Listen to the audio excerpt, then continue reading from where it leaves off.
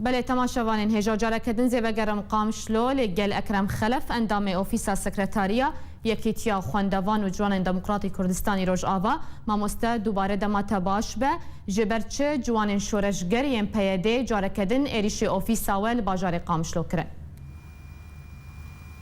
ساعت ده صبح مرش غلين خورتي امناو بوفا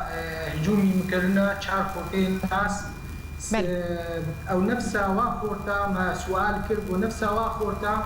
بدي فترك بومبكا بيدنك ابيت دنك تاني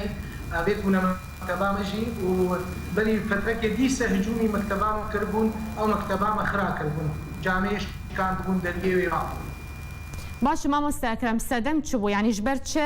اف جروبا جوان شورشگري پیاده ریشی اوفیسا وکرن سدم چبو اوفیسا ما الیکاری بخورد که بخندوانه که ام پروردت کن بخندوانه ام الیکاری بخورد فقیرت کن ام مساعدات کن الی خندنه دا چد الی ریاضه دا بی وضعی نخوش دا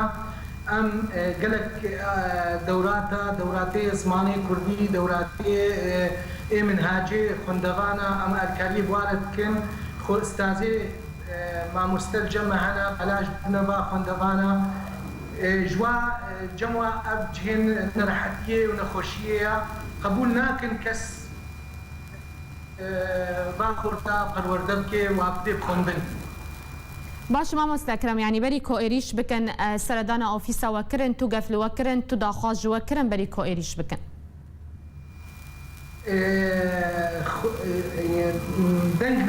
دنگ نكر باشا يعني بريا في إيريشي أف جوان شورشگري كو إيريشي أوفيسا وكرن تو قف تو تهديد لوكرن يعني تو داخاز وان جو هبون أو خد بينن أو في وراطينا وأم بندستي وادنا بأمهل وخرجاي وبكن بيش نونا مكتب نونا وفيسيما باشا هيتيما دينن بوتنين باش دينن دريا بشكينن بومبي دنك دا بيش مكتبيما بس بيش نمد بأم يعني وك نامك يجمع بشينن بيقون بيكاري بيون نبكن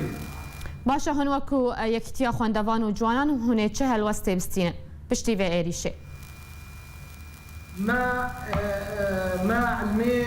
وسائل اعلام حمكا في خست وامي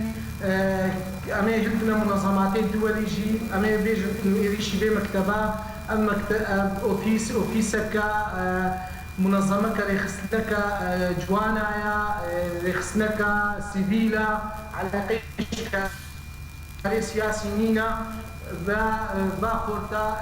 هجومي في مكتبي كذا بله گلکی سپاس اندام اوفیسا سکرتاریا یکتیا خواندوان و جوانان اکرم خلف جه باجار قامشلو تلگل مبو